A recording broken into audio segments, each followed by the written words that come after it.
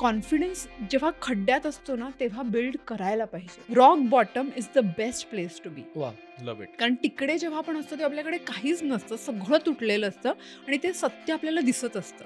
तो perfect mirror आहे. मी चूक केली आणि मग तुला नाही आवडलं, मी काही बनवलं तुला नाही आवडलं, मी बोलताना अडखळले आणि मी जसं आयुष्य जगते त्याच्याविषयी तुझं असलेलं मत जर नेगेटिव्ह असेल तरी मी माझं आयुष्य तसं जगायची माझी हिंमत आहे का?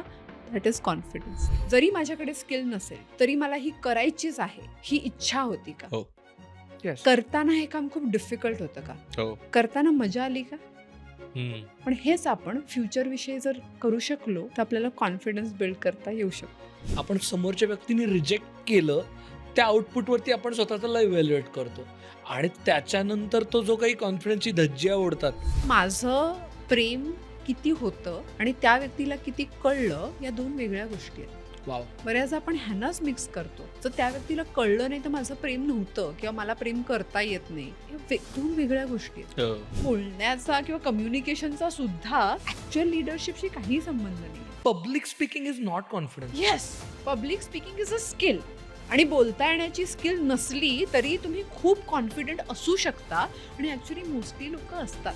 मग आता एक काहीतरी मोठी घटना घडली किंवा काय अपयश आलं, त्याच्यातनं मी आता तो हरवला कॉन्फिडन्स, तो कसा रिपेअर करायचा? ऍक्च्युअली रेसिपी सेमच आहे की मी आता छाती आपटून मोटिवेट करणारे व्हिडिओज असतात ना, मी विजेता होणारच, yes you can do it, आणि असं याने कॉन्फिडन्स वाढतो का? नाही एका शब्दात नाही. पण जेव्हा मी बॉडी वापरते की right leg left leg growth mode on, तेव्हा मी माझ्या बॉडीने स्वतःच्या मनाला त्या लूप मधून स्नॅप करते. इंटरेस्टिंग, हे ट्राय करून बघणार आहे. कर ना. हो? Right Right leg leg, left left leg leg, growth growth mode mode on. on.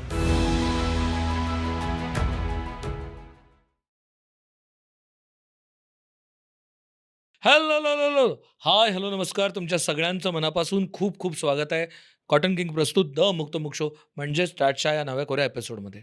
आजचा विषय खूप महत्त्वाचा आहे, खूप इम्पॉर्टंट आहे, प्रत्येकाला भेडसावणारा आहे. प्रत्येकजण कधी ना कधी त्या विषयाच्या रोलरकोस्टरमधनं गेलेला आहे. कधी ना कधी तरी आयुष्यात असं वाटलेलं आहे की माझ्याकडनं होईल का, हे मला जमतंय का? तो कुठेतरी एक सेल्फ डाऊट आलेला आहे, कुठेतरी आत्मविश्वासाला तडा गेलेला आहे. कोणीतरी काहीतरी बोललेलं असतं, कोणी काहीतरी म्हणलेलं असतं, त्यातनं तो प्रत्येकाला भेडसावणारा हा प्रश्न आहे. आणि आम्हाला खूप जणांनी मेसेज केला होता की प्लीज याच्यावरती तुम्ही कॉन्फिडन्स बिल्डिंगवरती काहीतरी करा. आणि हा विषय बोलायला अजून कोण बेस्ट गेस्ट असेल? आपल्यासोबत आहे अदिती सुराना. अदिती, खूप खूप स्वागत आहे तुझं. अदिती आमची मैत्रीण आहे. ही तुझी ओळख नाहीये का? आहे महत्वाची ओळख आहे. अदिती हाय परफॉर्मन्स कोच आहे, अदिती बिहेवियरल अनालिस्ट आहे आणि अदिती खूप साऱ्या लीडर्सना या गोष्टींवरती ट्रेन करते आणि ती आज आपल्यासोबत गप्पा मारणार आहे या विषयावरती. तुझं खूप खूप स्वागत आहे अदिती. थँक्यू. मला एवढं बरं वाटतं, असं पुन्हा असं घरी येऊन गप्पा मारल्यासारखं वाटतं मला. आणि अमुकतमुकच्या लोकांना पण आदिती माहिती आहे आणि आवडती गेस्ट आहे, तर बऱ्याचदा लोक विचारत असतात की पुढचा कधी एपिसोड, तर हा एपिसोड घेऊन आलेलो आहोत, तर स्वागत आहे. विदाउट प्रोक्रॅस्टिनेटिंग. आणि एक रिमाइंडर, ते म्हणजे जर तुम्हाला बाहेर पडताना काळजी वाटत असेल की अंगावर चिखल उडाला कपड्यांचं काय, तर कॉटन किंगने यासाठी आपली सोय केली आहे. त्यांनी अँटी स्टेन शर्ट्स आणि ट्राउझर्सचं कलेक्शन आणलं आहे. जर तुम्हाला ते विकत घ्यायचे असतील तर त्यासाठीची लिंक खाली दिली आहे आणि तुम्ही दुकानांमध्ये जाऊन सुद्धा हे विकत घेऊ शकता. वा, मी हे किती कॉन्फिडेंटली बोललोय. तर स्पीकिंग अबाउट कॉन्फिडन्स, मला इथूनच म्हणजे बेसिक प्रश्नापासून सुरुवात करायची. ज्यावेळेस आपण आत्मविश्वास किंवा कॉन्फिडन्स म्हणतो त्यावेळेस त्याचा नेमका अभिप्रेत अर्थ काय? म्हणजे आपल्याला कॉन्फिडन्स म्हणजे सतत काहीतरी मोठ्यानं बोलणारा माणूस किंवा लाऊड बोलणारा माणूस किंवा काय कुठल्याही सिच्युएशनमध्ये अब्रप्टली काहीतरी चुकीचं बोलणारा माणूस सुद्धा कॉन्फिडंट वाटू शकतो. म्हणजे बघ ना, तो किती कॉन्फिडंट आहे. पण खरं तर तो त्या सिच्युएशनची गरज नसताना सुद्धा काहीतरी तिथे बडबडणारा माणूस असतो, ज्याला आपण एक्स्ट्रोवर्टही म्हणू शकतो काही वेळेस. तर असं बरंच गोंधळ होतो कॉन्फिडन्स किंवा आत्मविश्वास या शब्दाचा काय म्हणूयात विवेचन करताना. नेमकं ज्यावेळेस आपण कॉन्फिडन्स म्हणतो त्यावेळेस नेमकं काय अपेक्षित आहे? 2 पार्ट्समध्ये ह्याचं उत्तर मी देईन. पहिला पार्ट हा की आत्मविश्वास म्हणजे माझ्यावर असलेला विश्वास. ओके. दुसरा, मी लोकांना दाखवता येणारा विश्वास. ह्या गोष्टीतच फरक आहे. म्हणजे कधी कधी मला माझ्यावर विश्वास आहे का, हे मी केलेलं काम मला कॉन्फिडेंटली किंवा मला पुन्हा पुन्हा त्याच रिझल्टपर्यंत घेऊन जाताना करता येतं का? आणि समजा मी चुकलो तर ती गाडी परत वळवून रुळावर आणता येते का? हा आत्मविश्वास मला माहित आहे आतमध्ये. हम्म. पण शोकेसचा जो विश्वास, आत्मविश्वास, जो कॉन्फिडन्स मानला जातो की मला येणारी गोष्ट ही एक आहे, पण मला हे दाखवता येतं का? मला तुला सांगता येतं का की मला येतंय? हम्म. हो. हा कम्युनिकेशनचा पार्ट आहे, हा कॉन्फिडन्सचा पार्ट नाही आहे. ओके. आणि कम्युनिकेशन स्किल हे प्रॅक्टिसने बिल्ड करता येतं, पण आत्मविश्वास हा खोटा खोटा मानता येत नाही. कारण तुम्ही लोकांना भलं काही सांगा, पॅकेजिंगमध्ये काही असेल, पण प्रॉडक्टमध्ये जर हिंमतच नसेल, ताकदच नसेल, तर कितपर्यंत तुम्ही खेचून घेऊन जाणार? सो हम्म. आत्मविश्वासाची ॲक्च्युअल डेफिनेशन आहे माझ्यावर असलेला विश्वास.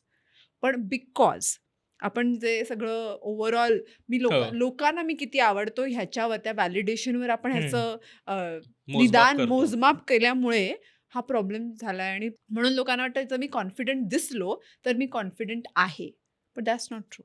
मला तेच विचारायचं आहे, पण मग जर मी कॉन्फिडंट आहे तर ते दिसतं का की मी कॉन्फिडंट आहे? कारण अल्टिमेटली माझ्यावर विश्वास आहे की नाही हे कदाचित मला माहिती आहे किंवा मला नाही माहिती आहे. पण मला जर समोरच्या माणसाला पटवून द्यायचं असेल की मला हे जमेल बाबा काम, कारण बऱ्याचदा आपण काय एखादा इम्पॉर्टंट टास्क असेल किंवा एखादा महत्त्वाचा निर्णय असेल, त्यावेळेस काय आता मला एखादा प्रोजेक्ट लीड करण्यासाठी कोणाला तरी अपॉइंट करायचं आहे, तर मी बघणार आहे की समोरची व्यक्ती कॉन्फिडंट वाटते का मला तो रोल सांभाळण्यासाठी. तर त्यासाठी त्या व्यक्तीचा स्वतःवर कॉन्फिडन्स आहे की नाही हे मला तर कळणार नाही. तर तो दिसतोय कसा याच्यावरूनच मी गेज करणार. तर माझ्यात जर कॉन्फिडन्स असेल तर तो दिसतो का आणि दिसायलाच पाहिजे का? नाही. ओके. कारण समजा तुमच्या घरी जेवण बनवणारे काका असतील हम्म. किंवा त्या बाई असतील, त्या 20 वर्ष जेवण बनवतात, त्यांना जेवण खूप चांगलं बनवता येतं आणि त्यांचं जेवण बनवण्यावर प्रचंड कमांड आहे आणि कॉन्फिडन्स आहे. हो. पण तुम्ही त्याच्याविषयी त्यांच्याशी बोललात तर त्या कदाचित समजावू नाही शकणार. हम्म. म्हणजे त्यांना ती कृती येत नाही का? हम्म. मी व्हिडिओज बघून किंवा नवशिकी व्यक्ती व्हिडिओज बघून खूप चांगलं बोलू शकेल, पण करता नाही येणार. तर कामाचा कॉन्फिडन्स हा रिप्लेसेबल नाहीच आहे. हम्म. आणि तो जर रिप्लेस करून फक्त बोलून बोलून मी कन्व्हिन्स केलं, तर उद्या जेव्हा ॲक्च्युअल काम येतं तेव्हा मला ते करता येत नाही. आणि हो. That is where the problem happens. कारण आजकाल मला किती दाखवता येतं ह्याच्यावर आपण जास्त महत्त्व देतो. हो. मी किती चांगलं बोलू शकते about the skill I might have, पण ह्याचा अर्थ मला ती स्किल आहेच ह्याची काही गॅरंटी नाही आहे. आणि ह्या प्रकरणामुळे आपण खूप मुखवटे घेऊन चालत राहतो आणि आपला कॉन्फिडन्स हा आपण मुखवट्यांवर विकत राहतो. पण जेव्हा ॲक्च्युअल गोष्ट करायची वेळ येते म्हणून एन्झायटी खूप जास्त वाटते की अरे बापरे, मला माहीत आहे की मला हे येत नाही आहे, पण मी सांगितलं आणि कन्व्हिन्स केलं आहे. आत्ता हम्म. जेव्हा काम ॲक्च्युअली पडतंय तेव्हा I am anxious because I sold a lot more. मी लोकांना विकलं एवढं 10 आहे, पण मला माहिती आहे की एकच आहे. स्वतःशी खोटं नाही बोलतायत आपल्याला. आणि ही गॅप बऱ्याचदा लोकांना वाटते. आणि दुसरी पण गॅप आहे की मला येतंय पण मला सांगता येत हां. नाहीये, ती एक गॅप झाली. हो. पण बऱ्याचदा मला आजकाल हे वाटायला लागले की लोकांना एवढं बोलून दाखवायची सवय झाली आहे आणि बोलणं सोपं आहे नाही का? करणं कठीण आहे. त्यामुळे थोडासा तो गॅप जास्त आहे. बऱ्याचदा ना कॉन्फिडन्स हा बिंग एक्स्ट्रोवर्ट और सोबत कनेक्ट केला जातो. म्हणजे इंट्रोवर्ट माणसं कॉन्फिडंट नसतात असं काहीतरी एक अननेसेसरी बोललं जातं. त्याच्याबद्दल आपण थोडंसं पाणी क्लिअर करूया का? कालची गोष्ट आहे. मी माझ्या एका अशा मैत्रिणीला भेटले जी मला ओळखते, पण आम्ही खूप असं वेळ एकत्र नाही घालवला आहे. तर काहीतरी बोलताना मी तिला म्हणाले की "अगं, ॲज अन इंट्रोव्हर्ट मला" असं मी वाक्य पूर्ण पण नाही केलं. ती म्हणाली, "चला, तू काही इंट्रोव्हर्ट नाही आहेस." तर मी म्हटलं, "आहे मी इंट्रोव्हर्ट." ती म्हणाली, "नाही, तू किती चांगलं बोलतेस." म्हटलं, "नाही, बोलण्याचा आणि इंट्रोव्हर्टचा काही संबंध नाही आहे." आणि शी सेड, "व्हॉट?" कारण आपल्याला असं वाटतं की बोलणं, कॉन्फिडेंटली हो. बोलणं हे इंट्रोव्हर्जन किंवा एक्स्ट्रोव्हर्जन आहे. तर माझं ना कार्ल युंग नावाचे एक सायकॉलॉजिस्ट आहे, त्यांचं बिहेवियरल असेसमेंटमध्ये त्यांनी ॲक्च्युअली ही टर्म इंट्रोव्हर्ट एक्स्ट्रोव्हर्ट अशी डिफाईन केली. आणि त्याची एक सायकोमेट्रिक म्हणजे मनाच्या व्यक्तिमत्वाच्या अभ्यासाची एक टेस्ट आहे, MBTI. त्याच्यात माझं सर्टिफिकेशन आहे. तर मी म्हटलं, मला माहीत आहे, मी टेक्निकली सर्टिफाईड आहे हे सांगायला की इंट्रोव्हर्ट एक्स्ट्रोव्हर्ट काय आहेत. तर पहिली गोष्ट, इंट्रोव्हर्ट म्हणजे माझी एनर्जी ही स्वतःसोबत एकटा वेळ घालवून रिचार्ज होते. आणि एक्स्ट्रोव्हर्ट म्हणजे माझी एनर्जी ही लोकांशी केलेल्या संवादामध्ये चार्ज होते. हा महत्त्वाचा गॅप आहे. तर आपण किती चांगलं बोलतो ह्याचा आणि त्याचा काहीही संबंध नाहीये. So let's make that very very clear. खूप महत्वाचं आहे. आणि ही बदलते का ओव्हर टाइम? येते त्याच्याकडे. ओके. सो जी लोक इंट्रोवर्ट असतात ती लोक खूप चांगलं बोलू शकतात, पण त्यांच्यासाठी स्वतःचं रिचार्ज मेकॅनिझम तसं ॲरो पुल हम्म. बॅक केल्यासारखा ते महत्वाचं आहे. जर त्यांनी ते नाही केलं तर त्यांना बोलता बोलता दमायला होतं, मेंटली, इमोशनली, एनर्जेटिकली. मग त्यांच्यासाठी तो एकटा वेळ रिचार्जचा खूप गरजेचा आहे. आणि ही लोकं जनरली बोलणं अवॉइड करतात, म्हणून लोकांना वाटतं ती शाय आहेत. लोकांना तू ते म्हणतोयस ना की कमी बोलणारी लोकं, काही लोकं शाय असतात, त्यांना बोलायला भीती वाटते. आणि हा कम्युनिकेशनचा प्रॉब्लेम आहे. ह्याचा इंट्रोवर्ट आणि एक्स्ट्रोवर्टशी काहीही संबंध नाही. हम्म. आणि हल्लीच मी कुठेतरी बघितलं की ऑटोवर्ट की असं Yeah, Introvert. introvert. असं काहीतरी नवीन टर्म डिफाईन. हा. काय त्याचा एक्झॅक्ट अर्थ काय? तर त्याचा अर्थ असा आहे की तुम्हाला सिलेक्टेड लोकांसोबत बोलायला नॉर्मल आवडतं, पण otherwise you also enjoy solitude, आणि सॉलिट्यूडमध्ये तुम्ही रिचार्ज होता. म्हणजे मला हे डिसअग्री करायचं, कारण त्याच एक्झॅक्ट डेफिनेशन ऑफ इंट्रोवर्ट, की इंट्रोवर्ट काही लोकांसोबत खूप बोलतात आणि जेव्हा त्यांना एकटा वेळ नाही मिळाला की ते नाही बोलू शकत कोणाशीच. पण ठीक आहे, हे सध्या इंट्रोवर्ट एक्स्ट्रोवर्ट मिक्स झाल्यामुळे अजून तो रिसर्च चालत राहील. आणि हे कालिंदी नाही दिले तर ठीकच आहे. So that is a point की मग आपल्याला बोलताना शायनेस वाटणं हा फक्त कम्युनिकेशनचा प्रॉब्लेम आहे. ह्याचा इंट्रोवर्ट आणि एक्स्ट्रोवर्टशी काहीही संबंध नाही. आणि कम्युनिकेशन स्किल ही जगातली सगळ्यात भीतीदायक गोष्ट आहे. लोकांना सापाची जेवढी भीती वाटते तेवढी पब्लिक स्पीकिंगची भीती वाटते.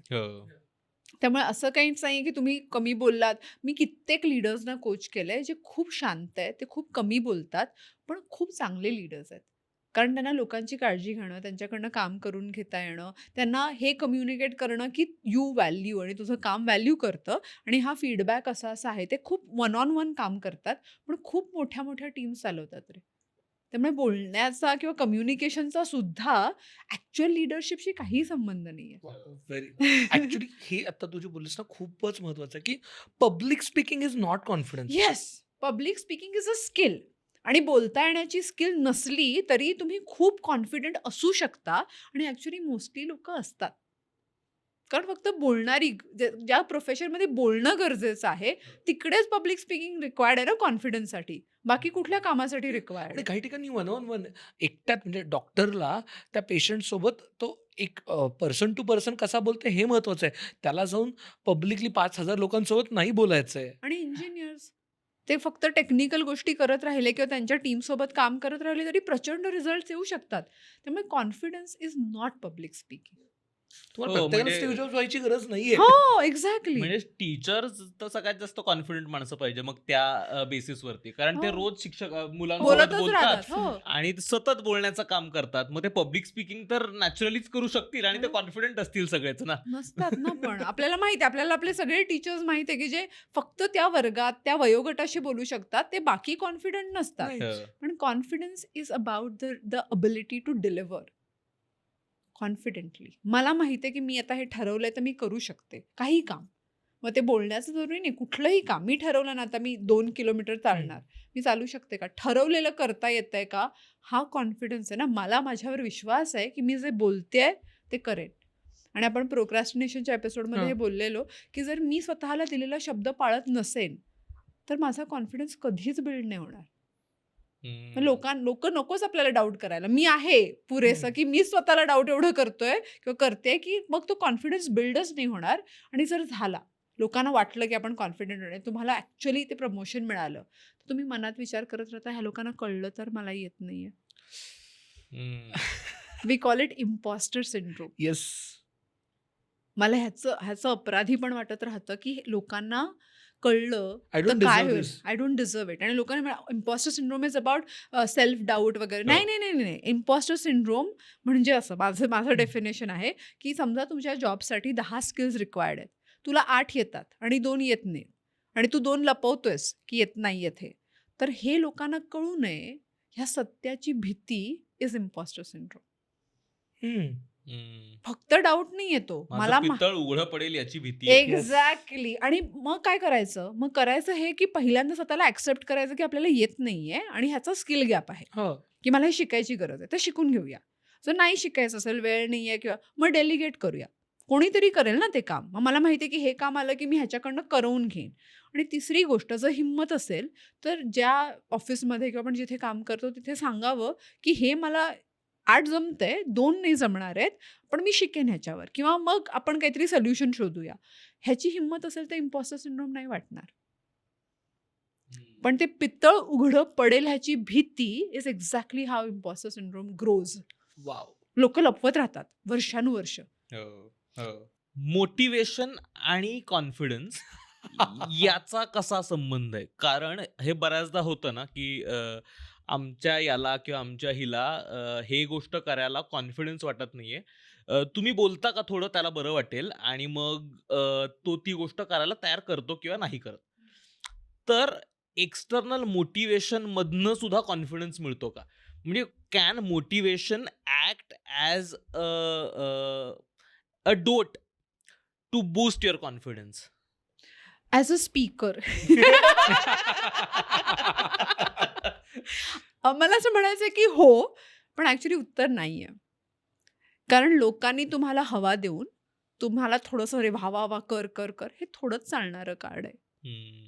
जेव्हा तो माणूस गेला तेव्हा तुमचा कॉन्फिडन्सही गेला डब्यात. पण तोपर्यंत म्हणजे समोरच्या माणसाने हवा दिली, त्या हवेमध्ये 4-5 वेळा गटंगळ्या खात बेसिक काम करायला जमलं, आणि त्या बेसिसवरती कॉन्फिडन्स आला. ही एकच पॉसिबिलिटी आहे. पण हे ह्याचं क्रेडिट समोरच्याला आपण पूर्ण नाही देऊ नाही देऊ शकत. शकत. कारण काय करायचं हे आपल्याला माहीत असतं. येत होतं, फक्त कोणीतरी धक्का मारायचा. पण धक्का मारणाऱ्या माणसाने मला कन्व्हिन्स केलं आणि मी ते कन्व्हिन्सिंग मान्य केलं ना. मी मान्य केलं म्हणून ते होतंय. ती व्यक्ती निमित्त असू शकते. मग ते मोटिवेशन ना लोकांना फक्त एक YouTube व्हिडिओ बघूनही मिळतं. आपल्याला किती लोकांनी सांगितलं की प्रोक्रॅस्टिनेशनवर किती काम झालं हं. त्या एका कॉन्व्हर्सेशनमध्ये. पण का झालं? कारण लोक वाट बघत होती की कोणीतरी एक्सप्लेन करावं. शिकणाऱ्या व्यक्तीला बाह्य मोटिवेशन हे फक्त थोडंसं पुश करू शकतं. तुमची आतली इच्छा ही सगळ्यात जास्त महत्वाची. So I would say inspiration महत्वाचं आहे, जे आतून येतं. मोटिवेशन हा बाहेरचा धक्का आहे. कधी कधी त्या बाहेरचा धक्का दिल्यामुळे आतमध्ये काहीतरी ऍक्टिव्हेट होतं आणि मग इन्स्पिरेशनने लोक काम करतात. पण कितीही धक्का दिला आणि आतमध्ये काहीच ऍक्टिव्हेट नाही ना झालं तर काहीच काम नाही करणार. तर त्यामुळे इन्स्पिरेशन विच इज, मला खूप आवडतो तो शब्द, की आतून काहीतरी आलेलं आहे आणि त्याच्यातून झालेलं जे काम आहे ना, हा एकमेव मार्ग आहे. त्यामुळे तुझं आहे तुझं पाशी परी तू जागा चुकलाशी, हेच महत्वाचं आहे. वाव. जय मा आदिती. अरे चल चल, हेच बाकी राहिलं मी तुझ्यापासून बोलते. प्रचिती आल्यासारखं म्हणून रे वा. मला असं मागे हेलो दिसायला लागलं. नको नको नको. थोडा लाईट ओपन करा. मला ना ह्याचबद्दल थोडंसं ते जे छाती आपटून मोटिवेट करणारे व्हिडिओज असतात ना, मी विजेता होणारच, yes you can do it, आणि असं आरशासमोर जाऊन बोलायचं आणि असं आपटून आपटून आपटून हे करायचं, ह्यानी कॉन्फिडन्स वाढतो का? नाही. एका शब्दात नाही. पण कसं आहे ना, कॉन्फिडन्स बिल्ड करण्यासाठी काही लेवल्स आपण मानूया. समजा जर अगदी कोणी खड्ड्यात असेल, विहिरीत पडलेल्या व्यक्तीचा कॉन्फिडन्स जर वाढवायचा असेल तर त्याला व्हर्टिकली चालायला पाहिजे. आणि ती व्यक्ती स्वतःहून बाहेर नाही येते, तेव्हा त्या व्यक्तीला बांधून असं ते जोरजोरात बोलून जर कोणी बाहेर काढलं तर त्या व्यक्तीचा कॉन्फिडन्स बाहेर आल्यानंतर वाढू शकतो. तर पूर्वी किंवा आत्ता पण मला असं वाटतं की एका खूपच लो कॉन्फिडंट लोकांना हे मदत करतं. ओके, सातत्याने आपण बोलत राहिलो की मी आहे मी आहे मी आहे, किंवा ॲफर्मेशन्स पण काम करतात, पण त्याच्याविषयी आपण अजून बोलूया. कारण त्याचं कुठे करतात कुठे नाही करत हे महत्त्वाचं आहे. पण हे जे मला खेचून बाहेर काढण्यासाठी कोणीतरी पाहिजे, हे तेव्हा जेव्हा आपण खड्ड्यात असतो. पण एकदा खड्ड्यातून बाहेर आल्यानंतर आपल्याला कुठे व्हर्टिकल चालायचं, मग आपल्याला हॉरिझॉन्टल चालायचंय, मग तिथे ते काम नाही करणार. तर त्यामुळे तुम्ही किती खड्ड्यात आहात ह्याच्यावर डिपेंड करतं की ही टेक्निक काम करेल का. कारण कधी कधी खरंच आपल्याला हवंय की कोणीतरी उचलून मला कुठेतरी बसवावं, आणि ते काम करता करता लोकांना वाटलं की हाच मार्ग आहे. नाही, असा मार्ग अल्टिमेट मार्ग मानतात लोक. हा स्टार्टर आहे, फक्त स्टार्टर असू शकतो जर तुम्ही खड्ड्यात असाल तर, अगदीच अडकलेले असाल तर. पण माझा रिसर्च आणि माझं ऑब्झर्वेशन सांगतं की ते सुद्धा चुकीचं आहे. कारण कॉन्फिडन्स जेव्हा खड्ड्यात असतो ना तेव्हा बिल्ड करायला पाहिजे. Rock bottom is the best place to be. Wow, वा लव्ह इट. कारण तिकडे जेव्हा आपण असतो तेव्हा आपल्याकडे काहीच नसतं, सगळं तुटलेलं असतं आणि ते सत्य आपल्याला दिसत असतं. तो परफेक्ट मिरर आहे. आणि माझ्या आयुष्यात असं झालंय की 3 वेळा मला माझं आयुष्य रिस्टार्ट करावं लागलं, हम्म. काही काही कारण असतं. पण जेव्हा रिस्टार्ट करावं लागतं तेव्हा तुम्हाला कळतं की 0. आणि जेव्हा 0वर असता तेव्हा इथून पुढे आपण जे जे करू त्या प्रत्येक गोष्टीमध्ये आपण खूप काही शिकू शकतो. पण हे आपल्याला शिकायला, हे शिफ्ट करायला जर आपण ह्याचंच दुःख करत राहिलो की मी खड्ड्यातच का आहे, तर आपण नाही शिकू शकत. वाव मला तर खूप तू म्हणाले त्यावर खूपच इंटरेस्टिंग वाटतं की जर तुम्हाला ग्राउंड फ्लोअरलाच कळलं की बिल्डिंग किती मोठी बांधायची तर तेवढा बेस घेता येतो. तुम्हाला 10व्या मजल्यावरती गेल्यावरती फार नाही चेंज बरोबर करता आहे, येत. सुंदर. हो. फाउंडेशनचं काम नाही करता येणार फाउंडेशनचं नंतर. हो. सो ज्या वेळेला तुम्ही फाउंडेशनला काम करताय तेव्हा तुम्हाला आत्ता स्कोप आहे स्केलेबिलिटी करण्याचा, आणि मोठं स्वतःला होण्याचा. विचार की आत्ता मला जो फ्युचर अवतार बनवायचा, आता मी 0वर आहे ना, ओके, ओके, ओके. तर सगळं तुटलं ना. आत्ता मला जर फ्युचर अवतार पुन्हा आयुष्याने हा चान्स दिलाय, पुन्हा डिझाइन करायचा, तर आता मी काय ॲड करेन? मी काय सबट्रॅक्ट करेन? मी कसं डिझाइन करेन हे कॅरेक्टर? आणि जर आपण ह्या स्वतःकडे कॅरेक्टर म्हणून बघायला एक थोडंसं आपण तटस्थपणे बघायला लागलो, की मी आणि हे कॅरेक्टर. म्हणजे मी आणि एम्प्लॉयी मी आणि स्पीकर मी आणि नवरा मी असं आपण बघायला लागलो स्वतःला थोडंसं एक अंतर देऊन, तर खूप जास्त ना आपल्याला कळायला लागतं. आणि याचं खूप सुंदर उदाहरण कोणीतरी दिलेलं. अ, एखादं खूप सुंदर असे सनफ्लॉवरचं पेंटिंग आहे. हम्म. व्हॅन गॉचं पेंटिंग आहे. Yeah. खूप आधी हम्म. केलेलं सनफ्लॉवरचं पेंटिंग. आणि त्या म्युझियममध्ये एक माशी गेली. आणि ती माशी गेली आणि ती माशी बघते आणि ती त्या पेंटिंग तिने बघितलं आणि समजा तिला ह्युमन ब्रेन असेल, काय सुंदर पेंटिंग आहे, वा वा वा. जशी त्या पेंटिंगच्या खूप जवळ जाईल तेव्हा खूप वास यायला लागेल, डस्ट आहे तेवढे, वेर हॅव आय कम, हे काय आहे? मग कोणी तिला ते पकडलं आणि पुन्हा दूर केलं आणि म्हणे, बघ किती सुंदर आहे. सो ते distance sometimes gives you perspective. Wow आपण खूप आपल्या आयुष्याच्या जवळ असतो आणि हम्म. त्यामुळे आपल्याला सगळी ती धूळ आणि प्रॉब्लेम एवढंच दिसतं. कधी कधी ते कॅरेक्टर्स क्रिएट करायला लागलो आपण की आपल्याला थोडंसं डिस्टन्स मिळतो बघायला की अच्छा इथे कुठे चुकलो. आणि मग ते बघता यायला लागलं आणि त्याला जर आपण स्वतःला ट्रेन केलं की हा मला बघता येण्याचा जो अ, भाग आहे तोच महत्वाचा आहे, तर मग खूप सुंदर आपल्याला सेल्फ इव्हॅल्युएशनची प्रॅक्टिस होते. किती सुंदर आहे. मी जेव्हा पण बोलते ना तेव्हा माझी बेस्ट फ्रेंड माझ्यासोबत काम करते आणि बाकी टीम मेंबर्स पण आता बरेच वर्ष काम करतात. तर आमचं असं आहे की झालं एकदा ते लीडरशिप लॅब वगैरे की लगेच आम्ही बसतो आणि त्याचे पटापट मुद्दे काढतो की काय आवडलं पहिली गोष्ट आणि दुसरं अजून काही डेव्हलप करताय. हम्म. लोक नाही तर फक्त क्रिटिसिझमच करतात. नाही नाही, काय आवडलं, आपण काय एक्सपेरिमेंट केलं जे चांगलं झालं आणि आता काय इम्प्रूव्ह करायला पाहिजे, हे जर स्वतःला रोज प्रत्येक गोष्टीनंतर कुठल्याही महत्त्वाच्या गोष्टीनंतर जर इव्हॅल्युएट करत राहिलो तर कृती करणं बिकम सेल्फ इव्हॅल्युएशन. हम्म. इंटरेस्टिंग. सो मॅनिफेस्टेशन किंवा हे करताना ती जी फ्युचर अवताराची जी कॉन्सेप्ट आहे ती फ्युचर अवतार आत्ताच्या अदितीला कुठला पटतो आहे हे स्वतःला विचारायला पाहिजे. हम्म. ओके. जर तू म्हणशील की मला आता मी 2 किलोमीटर पळतोय ना, मला 6 किलोमीटर पटतंय. 42 नाही, नाही, नाही पटत आहे. अच्छा 10 नाही, अजून नाही पटत आहे. 6 हां, 6 पटतंय. मग तो पुढचा अवतार तेवढाच ठेवूया आणि त्याच्यावर काम करूया. लोकं fake it till make it जेव्हा म्हणतात, तेव्हा ते म्हणतात 42 किलोमीटर्स तेवढी माझी क्षमता आहे आणि म्हणून मी आता आता लगेच पळायला लागलो, 42 तर जमणार आहे का? नाही, पण ते बिल्ड करायला पाहिजे. आणि त्याचा कॉन्सेप्ट हा आहे की मी स्वतःला कुठे बघितलं फ्युचरमध्ये जिथे मला सेफ वाटतं.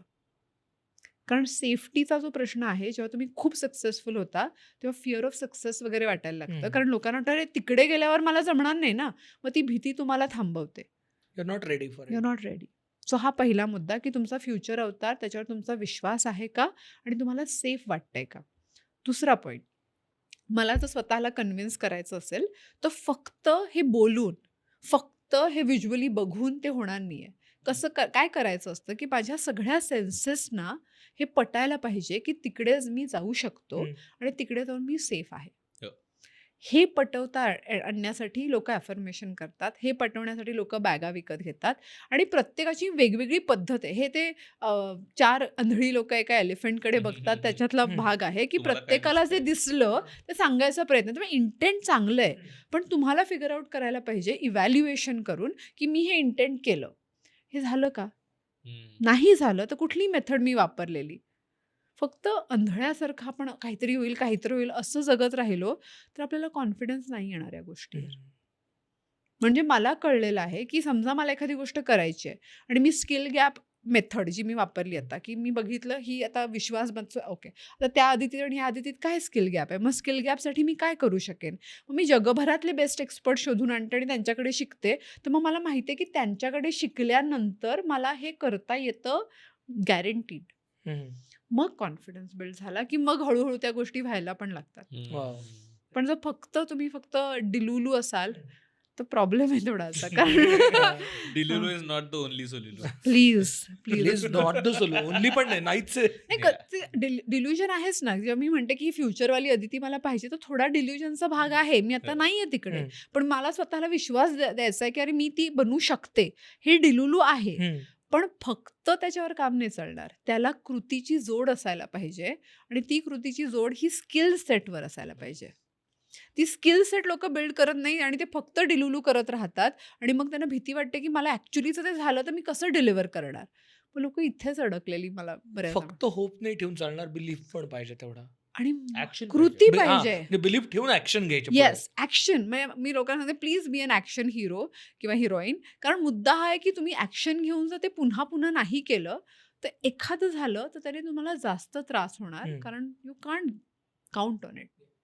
आता कळीच्या मुद्द्याला हात घालूया आपण की सेल्फ कॉन्फिडन्स किंवा आत्मविश्वास तयार कसा करायचा, निर्माण कसा करायचा. असं रेसिपी असल्यासारखं. What is recipe point? पहिली स्टेप तुम्ही हे डिफाईन करा की तुम्हाला ते कॅरेक्टर काय बिल्ड करायचं. जर ते कॅरेक्टर आपण डिफाईनच नाही करू शकलो तर प्रॉब्लेम आहे, कारण आपल्याला पॉईंट बीच माहित नाहीये. आणि त्याला कॅरेक्टर म्हटलं ना की मला असं वाटतं की थोडंसं प्लेफुलनेस येतो. मला की- गेम वाटते ती मग. गेम एक्झॅक्टली कसं ते गेम मध्ये, व्हिडिओ गेम मध्ये कसं अवतार आपण ऍड हा, करतो, बरोबर. तसं अवतार क्रिएट करूया. पण त्याच्यात आपण फक्त 3 अशा गोष्टी टाकूया ज्या माझ्याकडे आता नाही. ओके. खूप टाकलं की भीती जास्त वाटते, हम्म. मग त्रासच होतो, मग स्वतःचा विश्वास नाही. Yeah, आपण yeah, आता म्हणालो Yeah. Fake it till make it नको करूया. विल जस्ट त्या कॅरेक्टरमध्ये 3 नवीन गोष्टी. पहिली स्टेप. दुसरी स्टेप, ती व्यक्ती, ते कॅरेक्टर आणि मी, आत्ताची मी, ह्याच्यात ऍक्च्युली काय गॅप आहे ते हम्म. डिफाईन करूया. माइंडसेटमध्ये काय गॅप आहे आणि स्किल सेटमध्ये काय गॅप आहे. ओके. तिसरा मुद्दा, हे डिफाईन झाल्यानंतर रेपिटेशन इज द की. कुठल्याही गोष्टीला जेव्हा आपण रिपीट करत राहतो तेव्हा त्या रिपीट करण्यामध्ये माझी प्रोग्रेस जी आहे त्याच्यावर माझा विश्वास बनतो. फॉर एक्झाम्पल, एका आठवड्यात तू गेला 3 वेळा वर्कआउटला, पण पुढच्या आठवड्यात नाही गेला तर तुझ्या मनाचा विश्वास नाही बनणार. पण जेव्हा तू सातत्याने 3 वेळा जाशील तेव्हा मन म्हणेल 3 जमतंय आपल्याला. मग त्या नवीन कॅरेक्टरची जी स्किल आहे ती ऑलरेडी मी बिल्ड करतोय, माझ्यावर असलेला विश्वास वाढू शकतो बाय रिपीट ॲक्शन. जर मनाची भीती असेल तर मनाला सुद्धा ती रिपीट ॲक्शन गरजेची आहे. म्हणजे एखाद्या गोष्टीला समजा मी ठरवलं की मला ना आता जाऊन बोलायचंय, तर मी बोलायला जेव्हा जाईन तेव्हा माझं मन जर मला पाठी खेचणार असेल ते म्हणते नाही, हा विचार मी बदलणार आहे.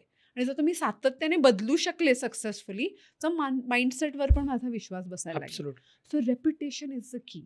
सो आपल्या आत्ताच्या डेली ॲक्टिव्हिटीमध्ये रिपिटेशन कसं इंट्रोड्यूस करणार, हे एक चुटकी डिस्कम्फर्ट म्हणजे फक्त 10 मिनिटं 15 मिनिटं छोट्या मायक्रो ॲक्शनमध्ये डिफाईन करूया. खूप मोठं नकोच आपल्याला.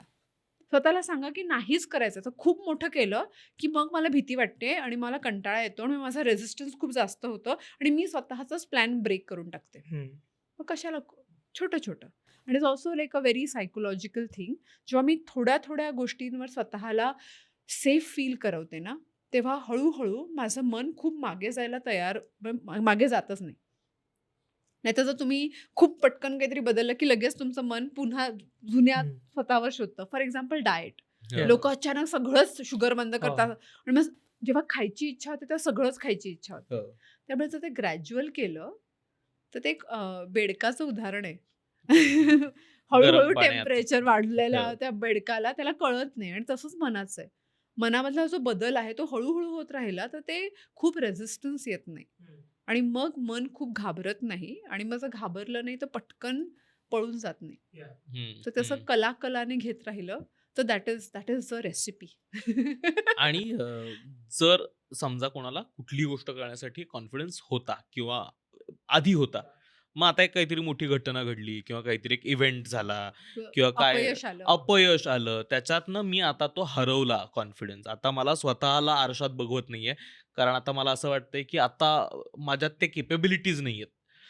मग ते कुठल्याही बाबतीत असेल. मग ते रिलेशनशिपच्या बाबतीत असेल, मग ते एखाद्या स्पोर्ट्सच्या बिझनेसमध्ये. बाबतीत असेल, बिझनेसच्या बाबतीत असेल, फॉर व्हॉटेव्हर रिझन तो कॉन्फिडन्स हरवलाय, तुटलाय. तो कसा रिपेअर करायचा? ॲक्च्युअली रेसिपी सेमच आहे. की मी ओके. आत्ता स्वतःला सांगेन, की आता माझा आत्ताचा पॉइंट ए आहे. आधी मी कुठे पण होते. पण त्याने काहीच फरक पडत नाही. मी इथे असेन किंवा खाली असेन, काहीच फरक पडत नाही. Today is my starting point. आणि हे मला खूप आवडतं. कोचिंगचा हा फंडामेंटल आहे, की today is the starting point. मी इथून सुरू करणार. मग आज मी इथे आहे. आपण जी-पी-एसमध्ये Google म्हणतो ना, हां. युअर हो. लोकेशन. मग तुम्ही काल कुठे होता काहीच फरक नाही पडत. आज तुम्ही इथे आहात, आत्ता तुम्ही आहात. This is your starting point. पण इथे थोडा एक चेंज असा आहे, की आता इतक्या जोरात आपटल्यानंतर फिअर ऑफ फेल्युअर या. खूप जास्त आहे. म्हणजे एकदा इतक्या उंचावरून पडल्यानंतर वाईट काय होऊ शकतं याची खात्री आहे. म्हणजे आता वाईट त्याचा परिणाम काय होऊ शकतो हा अनुभवला असल्यामुळे कदाचित हेच परत होईल आणि याच्यापासनं लांब जायचंय बाबा आणि म्हणून मग त्याची भीती वाटायला लागते. अपयशाची चव अजून तोंडातून गेलेली नाहीये. बरोबर आहे. पण तरीसुद्धा मी असं सांगितलं स्वतःला, की आत्ता मी पॉइंट 0ला आहे किंवा मी खड्ड्यात आहे, मी कुठेही आहे. तरी आत्ता हा माझा स्टार्टिंग पॉइंट आहे. जर मन ह्याच्यावर राहिलं, की मी इथे यायलाच नको होतं, इथे आल्यामुळे कसे प्रॉब्लेम झालेत, की ह्याचा काही त्रास होतोय, तर मग कधीच आपण फास्ट पुढे नाही येऊ शकत. जर मी स्वतःला ॲक्सेप्ट केलं आणि मी हे म्हणते, तू खूप महत्त्वाचं बोललास, की आपला मुद्दा हा नाही, की मी पडलो. हम्म. मी पडलो हे मला ॲक्सेप्ट करता येत नाही, हा माझा मुद्दा आहे. हम्म. ती व्यक्ती मला सोडून कशी काय गेली हे ॲक्सेप्ट करता येत नाही, हा प्रॉब्लेम हो. आहे. तर कधी-कधी हे इमोशन्स जेव्हा येतात, तेव्हा लोकं ते इमोशन्स नाकारतात. पण आपण ते ॲक्सेप्ट केले, तर ते इमोशन्स सुनामीसारखे आहेत. मी नेहमी म्हणते, की let the tsunami pass, emotional tsunami pass. म्हणजे तो येऊन जाऊ दे ना. एकदा तो गेला, एकदा तो इमोशनल कर्व्ह गेला, की मग आपल्याला कळतं, की मी इथे आहे.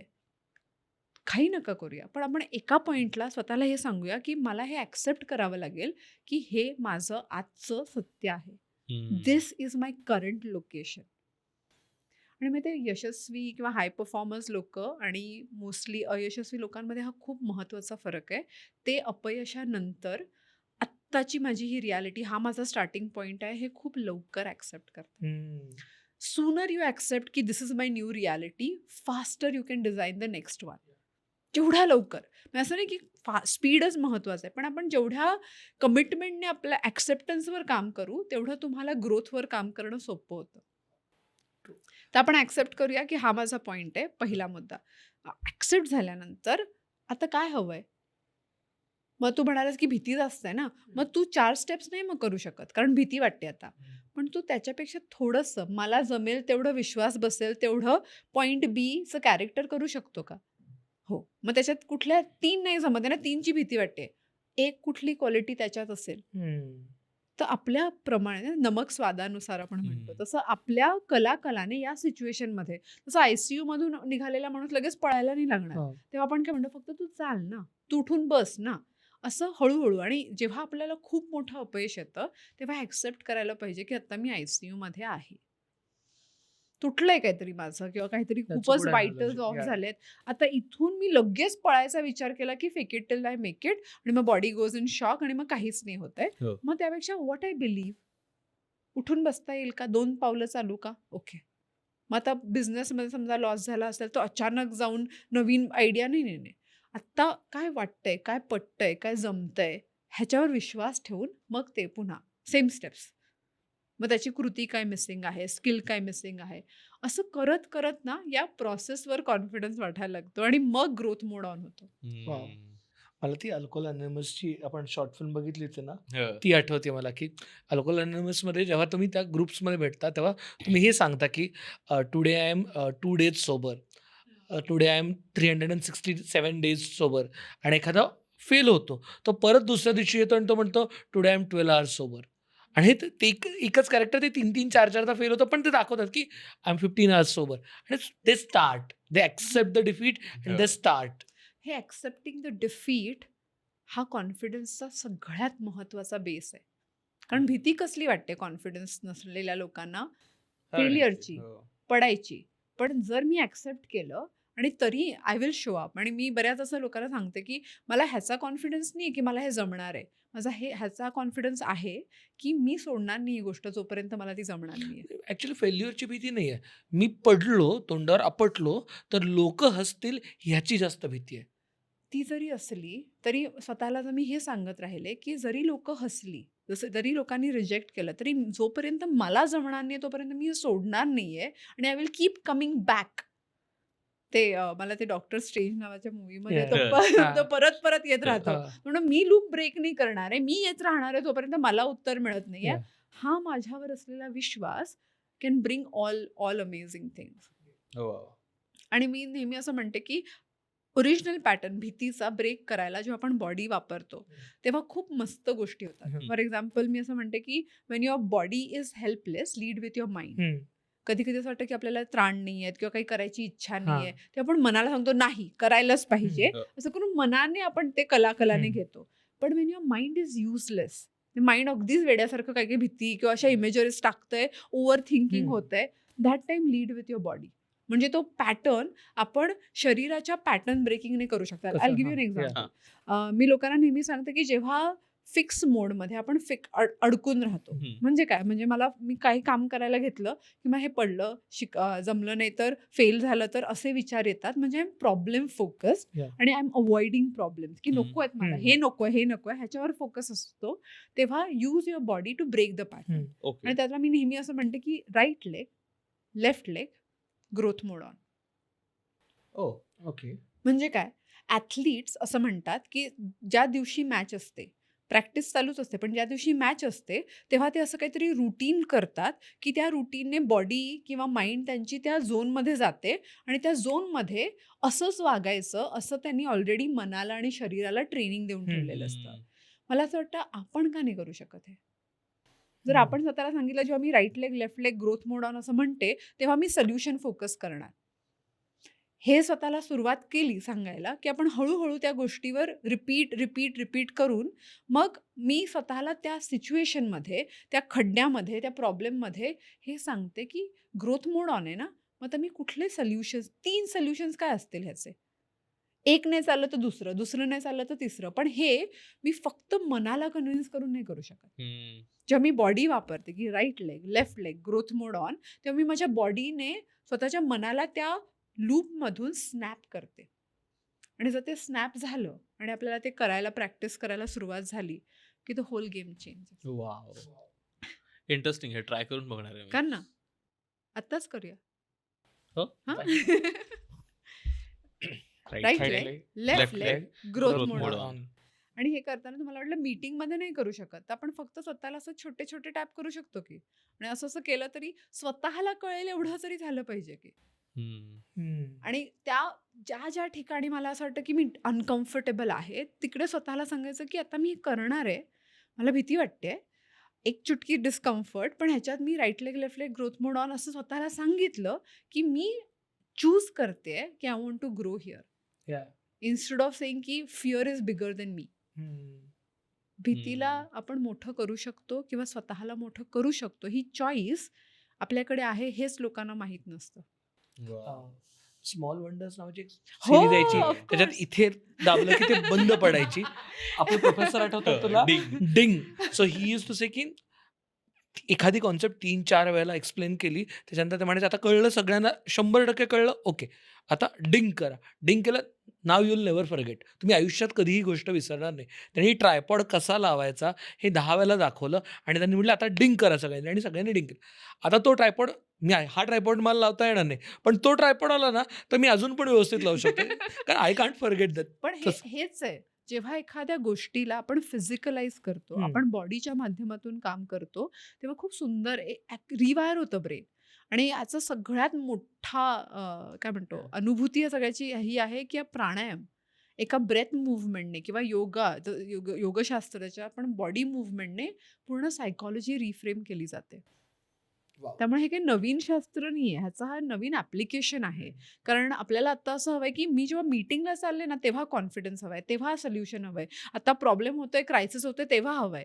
म्हणून ग्रोथ मोडचं ट्रेनिंग जर मी रोज करत राहिले स्वतःला हळूहळू हळू, हम्म. 1 सेकंद 1 मिनिट पण नाही लागलं ना आपल्याला. हो. पण हे जर मी ट्रेन करत राहिले तर जेव्हा गरज पडेल ना तेव्हा माझ्याकडे हे ऑलरेडी असेल.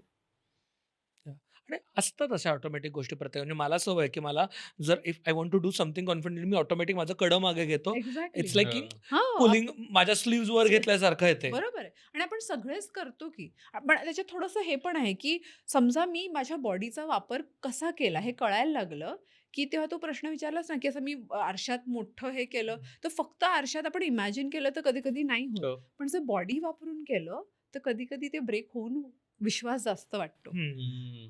फिजिकॅलिटीचा किंवा बॉडी माइंड कनेक्शनचा हा खूप महत्त्वाचा मुद्दा आहे, जो अनफॉर्च्युनेटली आपल्या प्रत्येक शाळेमध्ये शिकवला जात नाही, जो शिकवला गेला पाहिजे. आपल्याला ॲक्च्युअली आयुष्यामध्ये जेव्हा भीती वाटेल तेव्हा काय करायला पाहिजे, ही गणितं जे हे फॉर्म्युला सगळे वापरतात माहिती आहे. जेव्हा ते हाय परफॉर्मर्स होतात, चांगले लीडर्स होतात, मी जेव्हा ते शिकवते ॲथलीट्सना किंवा कोणालाही शिकवत असताना त्या लोकांना ते कळतंय आणि ते लोकं वापरून त्याचा खूप जास्त रिझल्ट घेतात. हो. पण आपल्याला कोणी सांगत नसल्यामुळे हा प्रॉब्लेम आहे. थोडंसं अजून एक स्टेप मागे जायचं आहे आणि मला हे समजून घ्यायचं की why do we lack confidence किंवा स्वतःवरती आत्मविश्वास नसण्याच्या मागचं कारण काय असतात? कारण का कोणी आत्मविश्वास घेऊन जन्माला तर येत नाही. म्हणजे असं नाही ना की लहान बाळ जन्माला आलं की आता मी कॉन्फिडंट आहे. म्हणजे कोणाचं नाव नाही ठेवत, हा कॉन्फिडंट आहे आणि हा नाही आहे कॉन्फिडंट, असं नाही ना ते.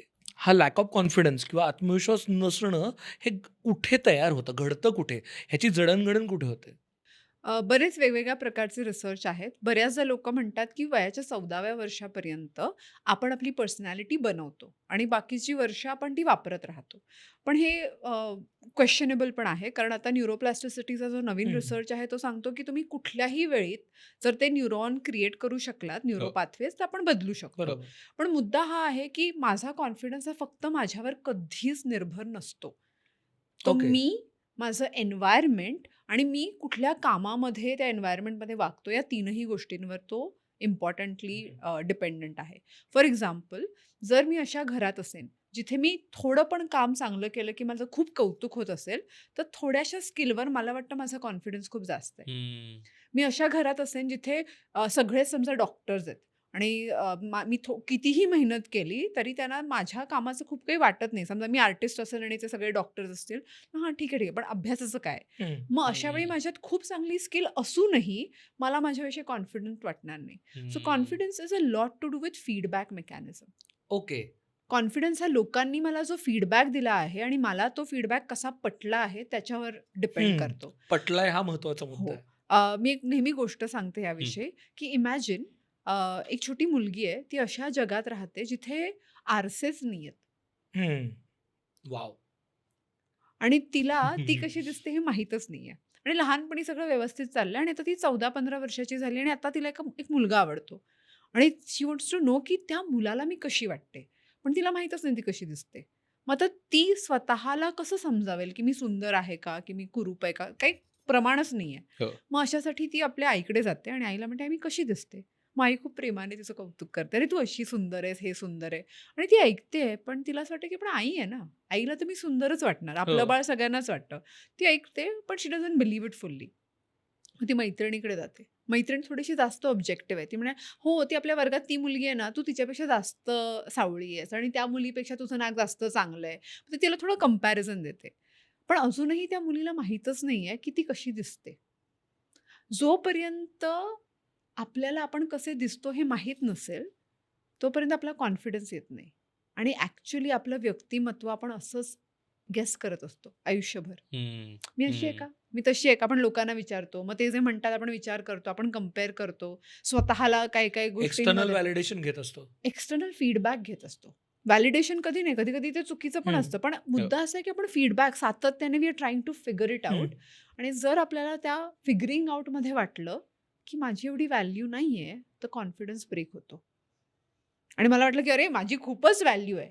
मग माझा कॉन्फिडन्स वाढतो. हो. मग त्यामुळे आत्ता जेव्हा आपण नवीन जनरेशनच्या लोकांना भेटतो, जेन झी, तर त्या लोकांमध्ये स्किल नसतानाही कॉन्फिडन्स खूप जास्त आहे. कारण ही पहिली जनरेशन आहे, जिथे पालकांनी खूप कौतुक केलंय लहानपणापासून. हं. म्हणून त्यांना स्किल नसतानाही कॉन्फिडंट वाटू शकतं. हम्म. आपल्या जनरेशनमध्ये आधी करून दाखवा मग बोलूया असं सांगितल्यामुळे खूपदा करूनही कॉन्फिडन्स येत नाही, हा वेगळा प्रॉब्लेम. एक्झॅक्टली. कारण करून आणि रिझल्ट आल्यानंतरही कौतुक मिळालं नाही किंवा फीडबॅक पॉझिटिव्ह नाही मिळाला तर आपलं कॉन्व्हर्सेशन स्वतःशी बदलतच नाही. म्हणून कॉन्फिडन्स बिल्ड होते. मला जेन्युअली इथेच मला थोडंसं डिफर करावंसं वाटतं किंवा मला ह्याच्यावरती थोडंसं डिबेट करावंसं वाटतं. कारण एक्सटर्नल फीडबॅकवरती माझा कॉन्फिडन्स जर बिल्ड होणार असेल, तर ते खूप जास्त रिस्की नाही का? कारण अल्टिमेटली माझ्या कॉन्फिडन्सची किल्ली मी दुसऱ्याच्या हातात देतोय. पण म्हणूनच तर लोकांचे कॉन्फिडन्स कमी असतात. एक्झॅक्टली बिकॉज ऑफ दिस. कारण आपण आपल्या कॉन्फिडन्सची किल्ली लोकांच्या हातातच देत असतो आणि आपल्याला what I call self evaluation मेथडच नाहीये. आरसाच हम्म. नाहीये. जेव्हा आपण रिफ्लेक्शन करून स्वतःचा आरसा स्वतः बनवू, तेव्हा आपल्याला दिसेल की आपण कुठे आहोत. फॉर एक्झाम्पल जर मला 2 किलोमीटर पळता येत नाहीये आणि मला माहिती आहे की 2 किलोमीटरमध्ये पळाल्यानंतर मी स्वतःला इव्हॅल्युएट करेन, तर मी ते रोज चेक करत राहिले तर मला कळतं ना थोड्या दिवसांनी आता जमतंय. मग हो. कॉन्फिडन्स येईल. मग मी तुला सांगेन अरे जमतं मला 2 हां. किलोमीटर कारण मी केलंय, स्वतःला इव्हॅल्युएट केलं आणि स्वतःला स्वतःचा फीडबॅक दिलाय. मग आता तुझा feedback is a second opinion. Yeah. पण लोकांसाठी that is the only opinion. तुझा फीडबॅक हे माझं एकमेव सोर्स असेल, तर मग तुला नाही आवडलं तर म्हणजे माझ्यात नाहीये. तुला हम्म. आवडलं तर म्हणजे माझ्यात आहे. म्हणून सेल्फ इव्हॅल्युएशन आणि सेल्फ रिफ्लेक्शन हा आत्मविश्वासाचा खूप महत्त्वाचा मुद्दा आहे. पण आपण ते करतच नाही. हो. आणि इथे मला हे सांगायचं की समजा लोक आपल्याला क्रिटिसाइज करत असतील किंवा आपली दखल घेत नसतील, अशा वेळी जर मला माझा कॉन्फिडन्स बिल्ड करायचा आहे तर मला स्वतःला एक महत्त्वाचा प्रश्न विचारायला पाहिजे की हे माझ्यासाठी मॅटर का करतं. नाईस. का मॅटर करतं की समजा हम्म. मला बोलायचं आहे पब्लिकली का मॅटर करतं. मग जर मला बोलायचं आहे आणि त्याच्याने माझी प्रगती होणार आहे हे जर मला क्लिअरली माहीत असेल तर ह्याच्यामध्ये मी स्वतःला सातत्याने त्या सिच्युएशनमध्ये टाकत राहीन, जरी ते अनकम्फर्टेबल असेल तरी, जरी मला ते आवडत नसेल तरी, कारण मला माहिती आहे की ह्याची मला गरज आहे. असा आपल्याला कसे शाळेमध्ये 10 विषय असायचे. प्रत्येक कधी-कधी कोणी गणितात चांगलं आहे, कोणी भूगोलात कमी आहे आणि जो विषय आपल्याला कच्चा आहे त्याच्यावर आपण जास्त काम करायचो. हम्म. सिमिलरली कॉन्फिडन्समध्ये जर आपण इव्हॅल्युएट नाही केलं की कुठे मी कमी पडतोय, की मला काम सांगितलं की कॉन्फिडन्स आहे हां, पण बोलायला सांगू नका. हां. हो, मग बोलायच्या ठिकाणी अजून मी मेहनत घ्यायला पाहिजे. हम्म. मला बोलता येतं, काम करता पण येतं, पण 10 लोकं आली ना की मला प्रॉब्लेम होतो. 3 लोकांपर्यंत मी बोलू शकतो. ओके, म्हणजे मला थोड्या जास्त लोकांपर्यंत बोलायला थोडंसं चॅलेंज आहे. त्यामुळे त्या एरियाला पकडून की अच्छा मी इव्हॅल्युएट समजा केलं स्वतःला आणि मग ना हे वालं आणि मग त्याच्यावर एक्स्ट्रा मेहनत. मी नेहमी त्याला म्हणते की एक चुटकी डिस्कम्फर्ट, हम्म. की हा माझा डिस्कम्फर्ट आहे, तो तेवढाच एक चुटकीच घ्यायचा एका वेळी. तो खूप घेतला की भीती वाटते आपल्याला. बिहेवियर ना मायक्रो इम्प्रूव्हमेंटचा हम्म. गेम आहे. लोक त्याला मॅक्रो इम्प्रूव्हमेंट करायला जातात. खूप महत्वाचा मुद्दा आहे हा. हम्म. कारण आपण कुठलीही गोष्ट बदलायची म्हटलं म्हणजे मला आता उद्यापासून एक काहीतरी माझ्यासाठीचं हेल्दी लाईफस्टाईल फॉलो करायचं आहे हे जरी मी करायचं ठरवलं, त्यातली एक गोष्ट मी एकदम खूप मोठी यादी काढतो आणि मग त्यात 25 गोष्टी तयार करतो. त्यातली एकही गोष्ट जमली नाही की मला असं वाटतं काय नापास माणूस आहे मी, मला हा. काही बरोबर आहे. जमणार नाहीये. आणि मी स्वतःला क्रिटिसाइज करत हो. राहतो आणि मग कॉन्फिडन्स बोंबलतो ना. हो, absolutely. कारण तो फीडबॅक जो आहे जसं सेल्फ इव्हॅल्युएशन केलं मी मला जो देते ना तो फीडबॅक सगळ्यात जास्त इम्पॉर्टंट आहे. Absolutely. हो. कारण तो सातत्याने सेल्फ डायलॉग बनतो. हम्म. आणि मी जर क्रिटिसाइज करत असेल कारण मी 25 गोष्टी ठरवल्या हो. आणि त्यातल्या 24 केल्या आणि मग एक गोष्ट पकडून मी क्रिटिसाइज केलं तर तुमच्या मेंदूला कळत नाही की तुम्ही नक्की किती केल्या. बरोबर. ते emotional reaction is the reality. हम्म. पण त्याचा तू मायक्रो इम्प्रूव्हमेंट मध्ये म्हणालास की 3च करायच्या आहेत. एका दिवसात 3 नवीन गोष्टी Yeah. आणि जोपर्यंत या कम्फर्टेबल होत नाहीत आणि मी ह्याच्यावर कॉन्फिडंट होत नाही तोपर्यंत नवीन नाही करायच्या. Actually it works. म्हणजे मी एक्सरसाइजच्या बाबतीत ते केलं आपल्या मागच्या एपिसोडनंतर मला एकतर गोल डिफाईन झालं आणि त्याच्यानंतर मी म्हटलं की आठवड्याला मी 3च दिवस करणार एक्सरसाइज. मला नाहीच करायचा 6 दिवस आणि 3 दिवस करायचं म्हटलं ते व्हायला लागलं. 6 दिवस करायचं म्हटलं ते होत नव्हतं ते आणि मग तेव्हा मी असं होतं की मी फेल्युअर आहे, मी लुझर आहे असं कुठेतरी स्वतःला लेबल लावलं आणि जातं. तेव्हा तू म्हणालेलास की मी कन्सिस्टंट नाहीये. हां, आता मी कन्सिस्टंट आहे. एक्झॅक्टली. सेल्फ इमेजमध्येच स्वचं मालकत्व असणं म्हणजे स्वतःची ओनरशिपच घेत नाही ना आपण बऱ्याचदा आणि ओनरशिप नसेल तर ती कुठेतरी सेल्फ इमेज डिस्टर्ब होते का? सेल्फ इमेज डिस्टर्ब होते की नाही, self image is not a constant idea. ती बदलत राहते. बरोबर. तुझी लहानपणीची शाळेतली इमेज वेगळी होती, आत्ताची वेगळी. आणि मला ह्याचं कंपॅरिझन असं वाटतं की कॅरेक्टर. हम्म. समजा एखाद्या नाटकात आपण मूव्हीमध्ये कॅरेक्टर लिहितोय आणि तू लेखक आहेस आणि तू लिहितोयस या व्यक्तिमत्वाला असं असं असणार. तसं आपण सगळेजण आपलं कॅरेक्टर लिहित असतो वाव. आणि आपल्याला वाटतं की अरे हा ना असं बघायला पाहिजे मला. हम्म. मग आपण कपडे तसे घालतो. आपल्या प्रत्येक चॉईसेसमध्ये, प्रत्येक छोट्या छोट्या चॉईसमध्ये आपण हे व्यक्तिमत्वातलं कॅरेक्टर शोधत असतो. हम्म. आत्ता 2 मिनिटापूर्वीची गोष्ट आहे. तू घड्याळ विकत घेत हां. होतास. हो ना? ह्याने बरेचसे 2-3 ऑप्शन्स बघितले. त्यातलं एक ग्रे कलरचं घड्याळ तू आम्हा सगळ्यांना दाखवलं आणि आम्ही सगळ्यांना हां, हे छान दिसतंय, छान दिसतंय. पण ह्याच्या मनात ग्रीन रंगाचं होतं. कारण ह्याच्या व्यक्तिमत्वात त्याची स्वतःची जी आयडिया आहे त्याच्याशी ग्रीन मॅच होते. हो. मग आपण तेच करतो जी आपली मनातली प्रतिमा अलाव करते. हम्म. आपण लोकांना प्रश्न भले विचारू, फीडबॅक लोकं भले देतील, पण आपण तेच करतो जे मला माझ्याविषयी वाटतं. आणि म्हणून हे कॅरेक्टर सातत्याने लिहित राहणं आणि त्या कॅरेक्टरला क्रिएट राहण्यासाठी कृती करत राहणं, या 2 महत्त्वाच्या गोष्टी आहेत. एक तर लोकं ते कॅरेक्टर कधी लिहित नाही कॉन्शियसली. हम्म. आपण ॲक्सिडेंटली जसे बनतो तसे बनतो. आपल्याला नाही माहिती की मला असं करायचंच आहे का? पण आपण आता कंटेंट क्रिएटर बनल्यानंतर, यूट्यूबर हम्म. बनल्यानंतर तुम्ही याविषयी जास्त विचार करता की नाही? हो. कारण ते तर हो. आता मला हे असं आवडेल, मला हे तसं आवडेल. तसं मी लोकांना नेहमी रिक्वेस्ट करते, तुम्ही तुमचं एक कॅरेक्टर लिहा ना. मी त्याला फ्युचर अवतार असं म्हणते. हम्म. की काय तुमचा फ्युचर अवतार? मग त्याच्यात काय काय टाकूया, त्या रेसिपीमध्ये काय काय टाकावं असं वाटतं तुम्हाला? मग लोकं म्हणतात मी असं रूममध्ये आलं ना की मला असं कॉन्फिडंट वाटायला पाहिजे. आधी लिहून सुरुवात तर करूया की आपल्याला असं हवंय. फक्त मला जमत नाही आणि मी नाहीच आहे कॉन्फिडंट, नको ना, हम्म. कशाला? हे जर तुम्ही तिथेच राहिलात तर तुमची तीच फ्युचर अवतारची इमेज तुम्ही बनवत आहात. सो तुम्ही काही बदललं नाही तर तीच तुम्ही रिपीट करत राहणार. हे सत्य आहे. म्हणजे if you don't design it, you will just live with what you have. Hmm. So पहिली गोष्ट डिझाईन करूया. मग आपण Okay. स्वतःला विचारूया प्रश्न की अच्छा आत्ता मला कॉन्फिडंट वाटत नाहीये ना, मग काय अपेक्षित काय? मग त्या व्यक्तीला त्याचं फ्युचर अवतार मी जो बनवतोय, कधी असेल तो 1 वर्ष, 2 वर्ष, ते ठरवूया नको. हो. कारण नाही माहिती आपल्याला किती वेळ लागेल. पण मला हवंय की त्या व्यक्तीने असं बोलावं. मला हवंय त्या व्यक्तीला एवढा कॉन्फिडन्स असावा किंवा एवढ्या लोकांसोबत काम करता यायला हवं. मग हे जे हवं असणं असतं ती पहिली डिझाईन. आणि मग दुसरं की त्या समजा आता हे पॉइंट बी आहे आणि मी पॉइंट एला आहे हो. आता. तर माझ्यात आणि या पॉइंट बी मध्ये स्किल गॅप काय? हम्म. स्किल गॅप काय आहे? हो. फक्त बोलून नाही व्हायचं की हे. मला खूप चांगलं मी तुला कन्व्हिन्स केलं की अशी मी डाळ बनवेन ना, वा वा वा वा. पण मला येतच नाही, डाळीचं काही कळतच नाही, तर काय उपयोग? मग ते फक्त सांगण्यावर फोकस करण्याऐवजी जर आपण ती स्किल गॅप आयडेंटिफाय हम्म. केली ऑनेस्टली स्वतःशी, कोणाला सांगायची गरज नाही आहे. आणि मग आता 1 महिना ना मी फक्त ह्या स्किलच्या या पार्टवर काम करणार. ते जमलं की पुढचा छोटासा पार्ट जो discomfort, walking in the direction of discomfort हम्म. खूप महत्वाचं आहे. मला आणखीन एक प्रश्न विचारायचा तो म्हणजे कॉन्फिडंट व्यक्ती याचे असे काही कॅरेक्टरिस्टिक्स असू शकतात का? कारण ना ज्यावेळेस आपण कोणी कॉन्फिडंट आहे याचा अर्थ ढोबळमानाने अर्थ त्या व्यक्तीला खूप लोक एका खोलीत असताना बोलता येते स्पष्टपणे.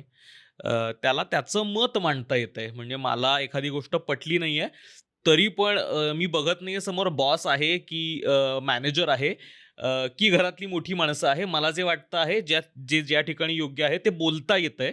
माझं मत मांडता येतंय. आणि बऱ्याचदा आपण जी थोडी लाऊड सतत बडबड करणारी माणसं असतात त्यांनाही कॉन्फिडंट म्हणतो. तर ज्यावेळेस आपण कॉन्फिडंट म्हणतो त्यावेळेस कॉन्फिडंट व्यक्ती दिसते कशी? म्हणजे कॅरेक्टरमध्ये त्याच्या कॅरेक्टरिस्टिक्स असे ओळखता येतात का आपल्याला? मला असं वाटतं की ह्या सगळ्या गोष्टी प्रत्येक व्यक्तीसाठी वेगळ्या असू शकतात. हम्म. पण एक गोष्ट आहे जी मला कॉमन वाटते की तू मला रिजेक्ट जरी केलं तरी मी मला रिजेक्ट नाही करणार. हे कॉमन आहे. वाव. मग ते एखाद्या मी चूक केली आणि मग तुला नाही आवडलं, मी काही बनवलं तुला नाही आवडलं, मी बोलताना अडखळले आणि तुला काही, मी जे करते आहे, मी जसं आयुष्य जगते त्याच्याविषयी तुझं असलेलं मत जर नेगेटिव्ह असेल तरी मी माझं आयुष्य तसं जगायची माझी हिंमत आहे का? That is confidence. वाव. किती सुंदर आहे हे. हो ना, ऍक्च्युली म्हणजे असं सिम्प्लिफाय केलं कारण कोणी ना कोणी आपल्याला रिजेक्ट करतच असणार. मग त्या व्यक्तीचं मत किती महत्त्वाचं मी मानते आणि त्या मतावर, आणि मी हे असं का सांगते माहिती आहे का? कारण कधी कधी माझं जेव्हा काम बिघडत असेल किंवा नाही जमत असेल तर मी तुम्हाला फीडबॅक विचारेन ना, आणि तुम्ही दिलेला फीडबॅक हा माझ्या प्रोग्रेससाठी गरजेचा आहे. हो. तर तो फीडबॅक मी रिजेक्शन म्हणून नाही घेत, फीडबॅक म्हणून घेते. बरोबर. आणि जर मला नाही पटत असेल तर मग म्हणजे ठीक आहे, तुला नाही आवडत आहे, हम्म. इट्स ओके, हम्म. तरी मी करेन. That is confidence according to me. मला अजून एक विचारायचं ते म्हणजे अंडर कॉन्फिडंट असणं किंवा कमी कॉन्फिडन्स असणं हे भीतीचं एक रूप आहे का? ऑफकोर्स, म्हणजे ते भीतीतनं येत आहे का? ऑफकोर्स भीतीतूनच येतं किंवा अगदी सेल्फ अवेअरनेस मधून येतं. दोनच गोष्टी Ouch. मग एक भीती आहे की अरे मी पडलं तर काय होईल, हं. दुसरं सत्य आहे की मला येतच नाही, मी पडणारच आहे, ह्याचं सेल्फ अवेअरनेस. या दोघातूनच येतं ना. आणि दोन्ही खरेच आहेत. हो. म्हणजे मला वाटणारी भीती ह्यामुळे वाटते कारण मी एवढ्यांदा केलं नाहीये की मला कॉन्फिडन्स वाटेल. आणि मला वाटणारी भीती ह्यातून येते की मला नाहीच येते, तर तुम्हाला तो प्रश्न विचारल्यानंतर मी काय करणार. मला माहिती आहे मला नाही येत आहे. एक्झॅक्टली. तर म्हणून आपल्याला अंडर कॉन्फिडंट वाटतं.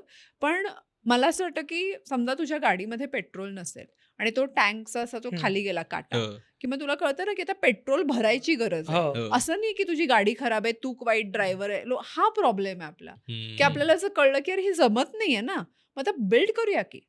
आणि मला असं वाटतं की दॅट इज ग्रोथ माइंडसेट. हम्म. की सगळ्यात खूप महत्वाचा मुद्दा आहे ग्रोथ आणि फिक्स माइंडसेट. हे कॅरल ड्वेक नावाच्या एका सायकॉलॉजिस्टने केलेलं काम आहे. ओके. त्या शाळेत गेल्या आणि त्यांनी छोट्या मुलांच्या इंटरव्ह्यू घेतल्या आणि मुलांना खूप कठीण प्रश्न दिलेले आणि मुद्दामूनच कठीण परीक्षा होती. तर त्यांना बघायचं होतं की हाऊ दे रिॲक्ट डिफिकल्टीला. तर काही मुलं होती ज्यांना कठीण परीक्षेचा रिझल्ट आल्यानंतर कळलं आपल्याला काही बुवा जमत नाहीये, मग ते अवॉइड करायला लागले पुढची परीक्षा. नाही, नको नको मला खेळायचं. आणि खूप छोटी मुलं होती, त्यामुळे ती खरं बोलत होती, तेव्हा त्यांना काही असं वाटत नव्हतं. आणि मग दुसरी एक गटातली मुलं होती, ते म्हणाले ती परीक्षा कधी होणार, ती परीक्षा कधी होणार. आणि लोक म्हणाले, तिचे रिसर्चर म्हणायला लागले हे कसं काय होतंय, ह्यांना एक्साइटमेंट काय. मग तिने असा विचार केला आणि तिला कळलं की 2 प्रकारची लोक आहेत. जर रिझल्ट चुकीचा आला तर त्याला अवॉइड करणारी एक लोक, आणि रिझल्ट चुकीचा आला म्हणजे मला ते येत नाहीये म्हणून त्याच्यावरच काम करणारी दुसरी लोक. तर पहिल्या गटाला किती असतंय. मला माझं एक उदाहरण आठवलं पण मी येतो तिकडे. पहिल्या गटाला ती म्हणाली की फिक्स माइंडसेट असणारी लोक, आणि दुसऱ्या गटाला ती म्हणाली की ग्रोथ माइंडसेट असणारी लोक. आणि मग तसा तिचा पूर्ण रिसर्च झाला आयुष्यभर आणि खूप सुंदर काम केलंय. माइंडसेट नावाचं त्यांचं पुस्तक आहे, म्हणजे वाचण्यासारखं पुस्तक आहे, खूप छान. इंटरेस्टिंग. तर मी 2008 मध्ये ते पुस्तक वाचलं, ते शिकले, मग शिकवायला लागले आणि मला खूप आवडलं ते. पण मला कळलं की सगळ्यांमध्ये ना हा फिक्स माइंडसेट पण आणि ग्रोथ माइंडसेट पण, असं काही एकच हे नाहीये. फॉर एक्झाम्पल मला तुम्ही दोघं विचार करून सांगा की अशी कुठली गोष्ट ज्याच्यावर तू प्रचंड प्राऊड आहेस. खूप आहेत. हा एक शोध ना. माहिती अवॉर्डची लिस्ट आहेच आपल्याकडे. एकच गोष्ट आणि मनात ती ठेवा आणि मी तुम्हाला काही प्रश्न विचारते, मग Okay. त्याच्यावर आपण इव्हॅल्युएट करूया. ओके. थांब एक शोधू त्यातली. फ्लॅक्सिंग. दाखवण्याचा कॉन्फिडन्स.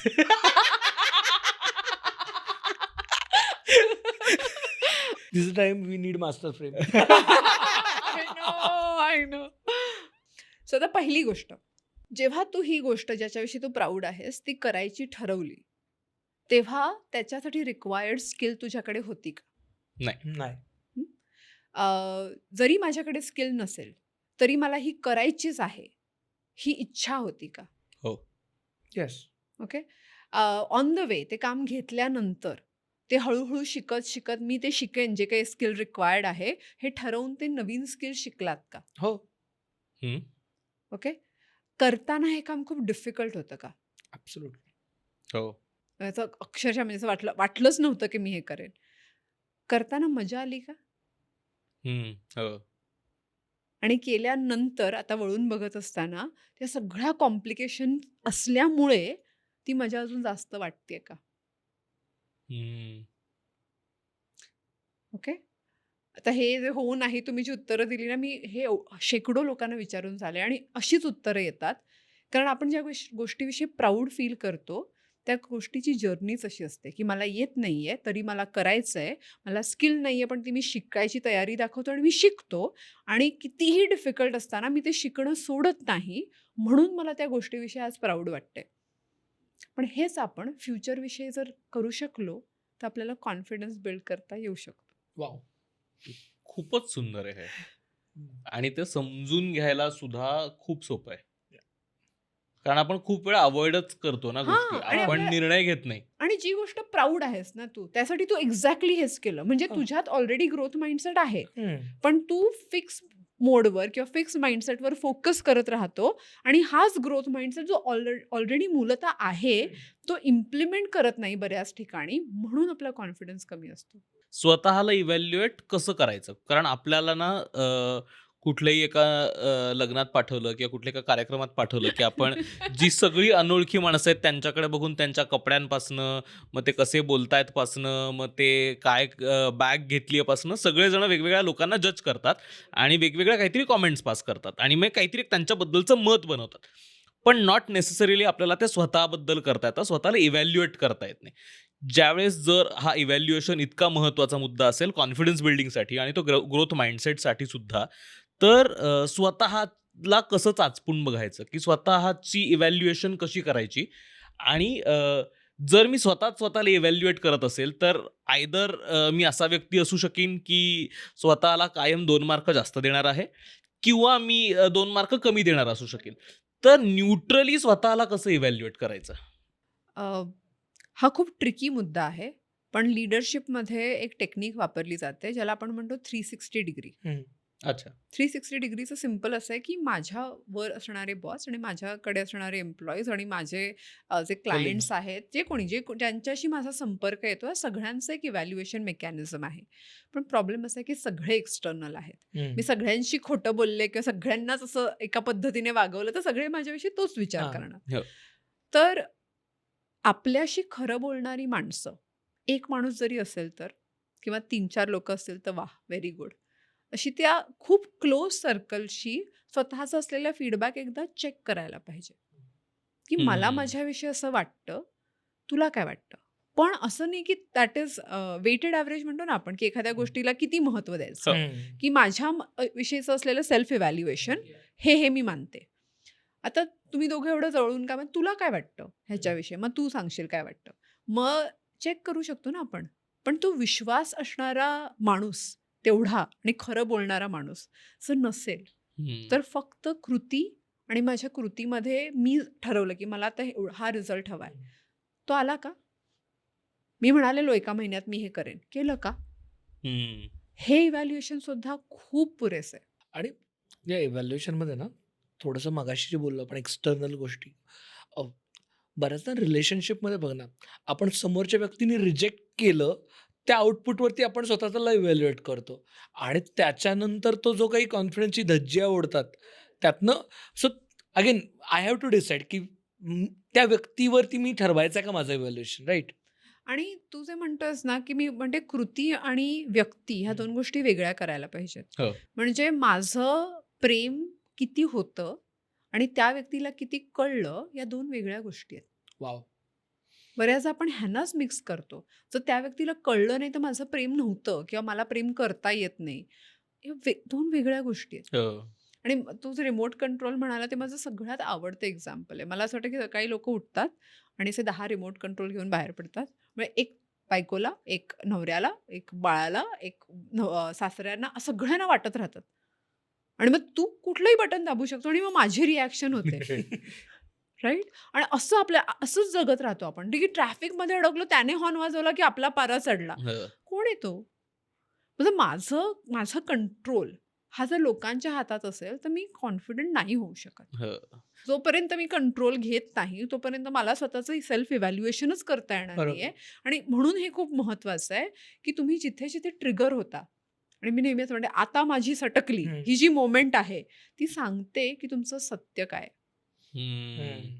तेव्हा रागच नाही, आता माझी सटकली. ट्रिगर होणं म्हणजे राग, कधी भीती, कधी एन्झायटी, कधी शायनेस, काही असेल. पण ती कृती करताना मी ट्रिगर झालो आणि मला असं वाटलं, की नाही, काहीतरी नाही, माझं अनकंट्रोलेबल बिहेवियर झालं, हो. तर ती गॅप खरं बोलते. वाव! मला ना एकदम एक रॅन्डम किस्सा आठवला. आपण जुन्या ऑफिसला ज्यावेळेस होतो, त्यावेळेस एक एडिटर आमच्याकडे काम करायचे हां. आणि तिचं काहीतरी रिक्षावाल्यासोबत खाली भांडण झालं आणि अशी तावताव करत आली वर आणि ती दिवसभर तोच मूड कॅरी करत हां. होती. काहीतरी 5-10 रुपयांवरनं काहीतरी भांडण झालेलं. पण ती दिवसभर त्याच मूडमध्ये होती आणि मग आमचं असं झालं, की हे ठीक आहे, म्हणजे तुझं रिक्षावाल्यासोबत भांडण झालं, पण हे तर ऑफिस आहे ना.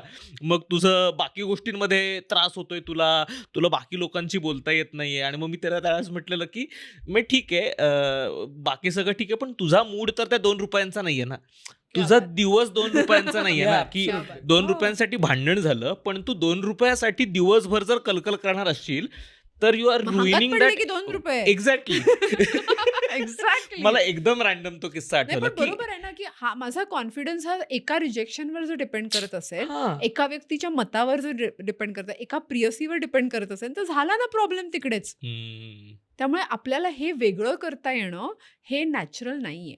हं. आणि का नॅचरल नाहीये? कारण शाळेमध्ये जेव्हा मला कमी मार्क येतात, तेव्हा मी वाईट स्टुडंट आहे असं सांगितलं जातं. बरोबर.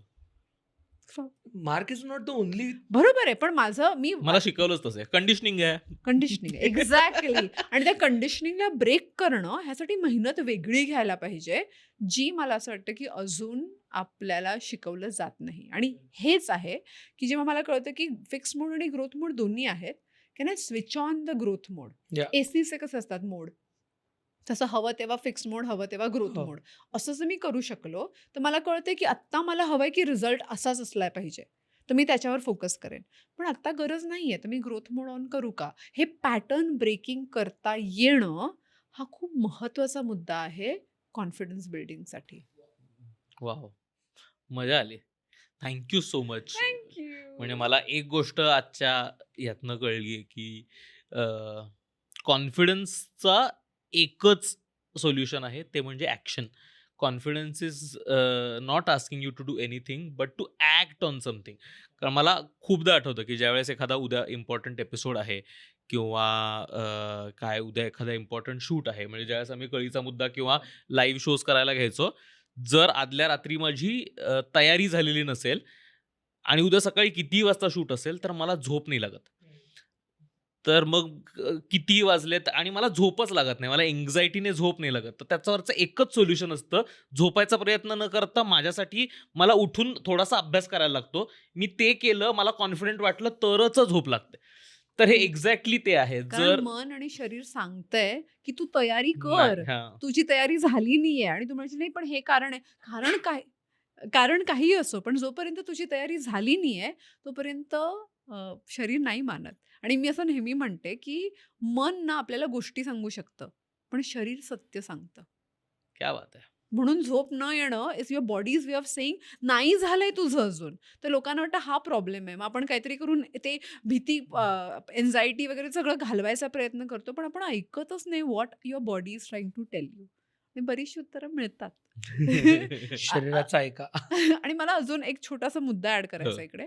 जेव्हा तुम्ही ग्रोथ मोडवर असता किंवा तुम्हाला ऍक्च्युअली हे करायला मजा यायला लागते ना, तेव्हा ऍक्च्युअली असं होतं आणि तुम्ही दोघं हे करता म्हणून मी सांगते, की एकदा एक जमायला लागलं की आपण म्हणतो हे अजून दुसरं काय करता येईल जे डिफिकल्ट हो. आहे.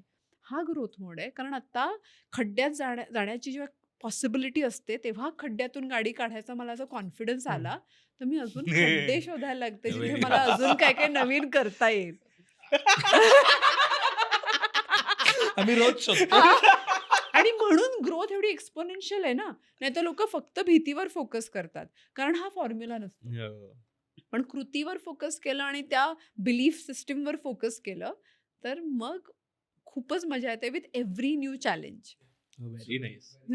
Thank you so much Aditya. Thank म्हणजे खूप खूप धन्यवाद. प्रत्येक वेळेस तुझ्यासोबत गप्पा मारल्यावर एक काहीतरी नवीन पर्स्पेक्टिव्ह सापडतो आणि आज पण मला कारण जसा जितका सोपा वाटेल किंवा जितका नीश वाटेल तितकाच मोठा हा विषय आहे. म्हणजे तुम्ही कुठल्याही स्पेक्ट्रममध्ये असाल, तुम्ही अगदी घरात घरकाम करणारी जरी माणसं असाल, की ज्यांच्याकडे घरी बसून काम आहे किंवा तुम्हाला तुमची फक्त फॅमिली सांभाळायची आहे, या लोकांना सुद्धा त्यांच्या रोजच्या आयुष्यात वापरता येण्यासारख्या गोष्टी आहेत. आणि अल्टिमेटली आपण स्वतःचं रिफ्लेक्शन प्रत्येक गोष्टींमधनं शोधत असतो आणि जर तो कॉन्फिडन्स असेल, तर आपल्याला प्रत्येक ठिकाणी आपल्याला काय वाटतंय, काय हवं आहे, काय नको आहे, हे ठामपणे सांगता येईल, मांडता येईल.